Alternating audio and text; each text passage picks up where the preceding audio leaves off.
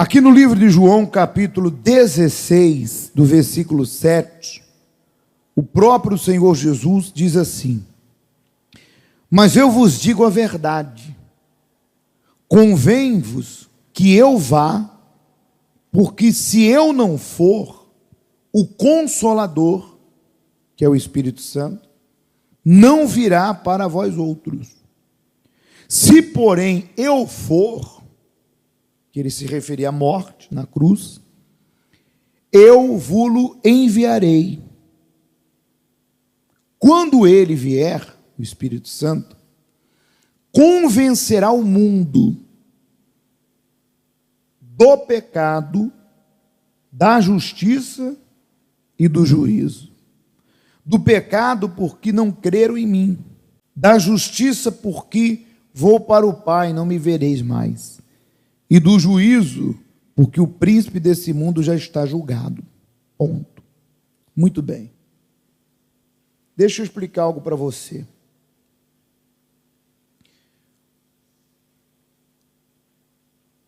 Quando a pessoa recebe o Espírito Santo, ela recebe um tesouro em vaso de barro.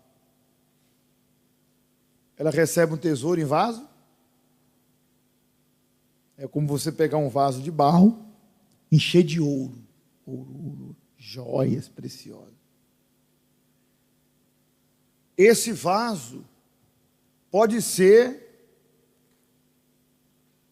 desvalorizado como for, por ser barro. Quem olhe para ele até despreza, porque é barro. Mas o que está dentro, só quem recebeu sabe. Que é, podemos dizer, de tudo o que há nesse mundo, é o mais precioso. E a pessoa que tem consciência dessa importância do Espírito Santo, tanto é aquela que já o tem e tem sido auxiliada pelo mesmo, porque o próprio Senhor, continuando esse capítulo aí, diz que Ele nos ensinará todas as coisas, e aquele que não o tem e tem desejo de o ter, sabe o quanto o Espírito Santo é importante.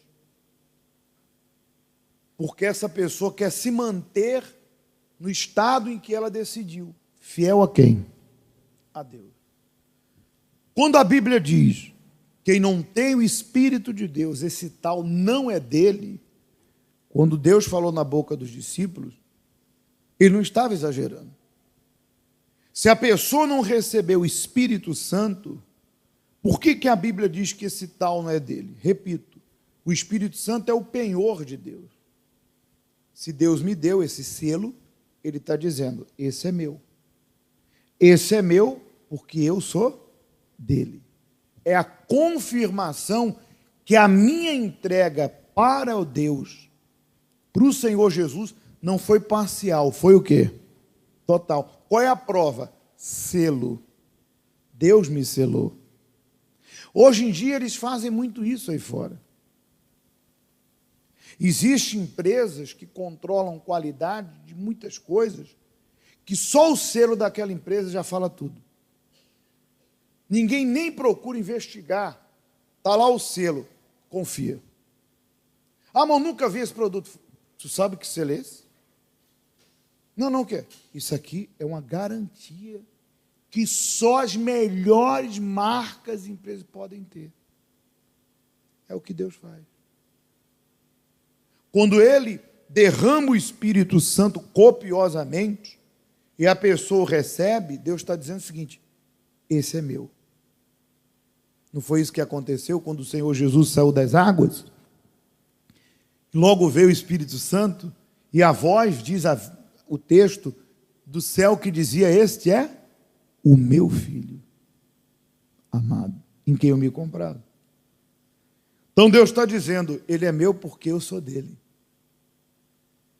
E com o auxiliador, a pessoa consegue permanecer.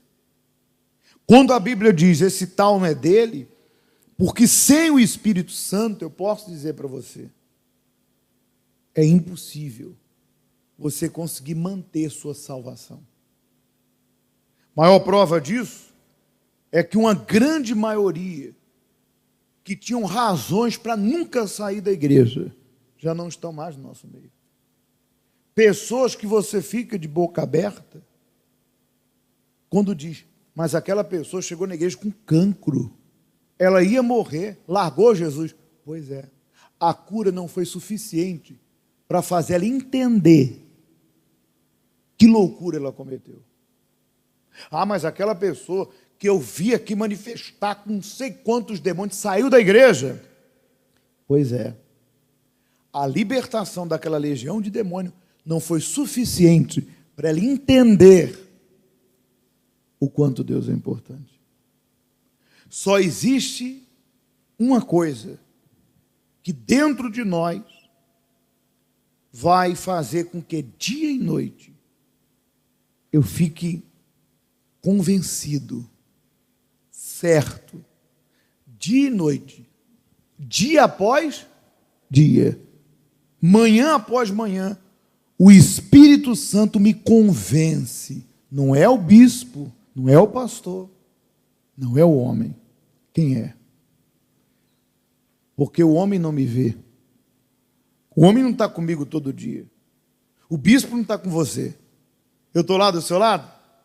Ana Maria. Oi, pastor, é o senhor, né? Igual a outra que eu via na rua, andando de um lado, ela do outro. Quando ela me viu, estava fumando. Só faltou comer o cigarro. Não sabia nem onde esconder. O povo está... Escondeu. Por quê?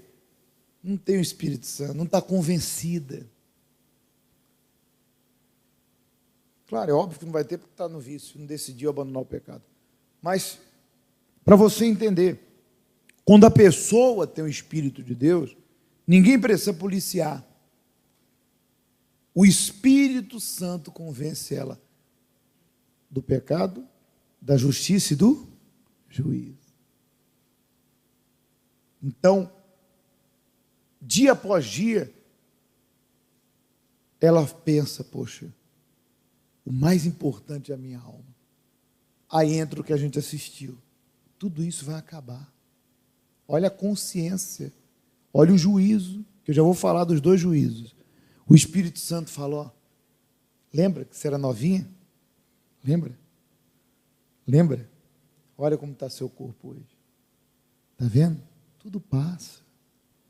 Ó, cuidado com esse mundo aí, ó. Esse brilho aí, esse chocalho do diabo, isso é vaidade. Então a pessoa, ela já não é mais um menino, uma criança na fé, agitada. Ela sabe que o mais importante, o mais precioso é a salvação da alma. Ela vive nesse mundo e ela conquista para a glória de quem? Ela conquista para a glória de Deus. Ela dá um bom testemunho para a glória de Deus. Porque ela não sabe nem a hora que ela vai e nem a hora que o Senhor vem. E ela sabe que a vida continua, mas ela não se ilude. Ela não se deixa levar. Ela não se engana. Sempre que o mal quer desviá-la para um propósito que não é a salvação dela, o Espírito Santo convence ela, cuidado.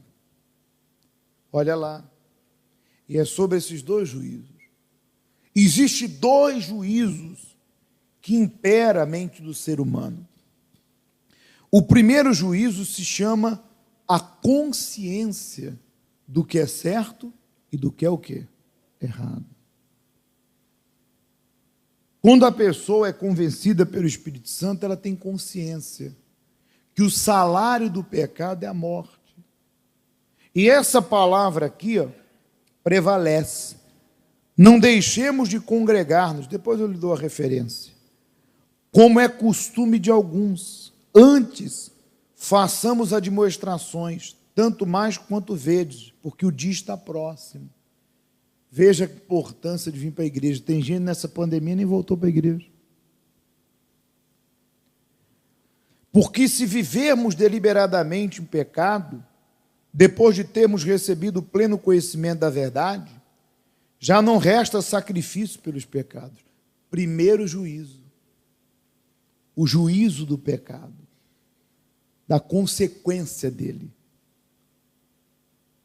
Esse é o primeiro juízo que o Espírito Santo nos faz, nos convence. Olha, se você viver no pecado e morrer no pecado, Jesus morreu em vão por você, não tem salvação para você.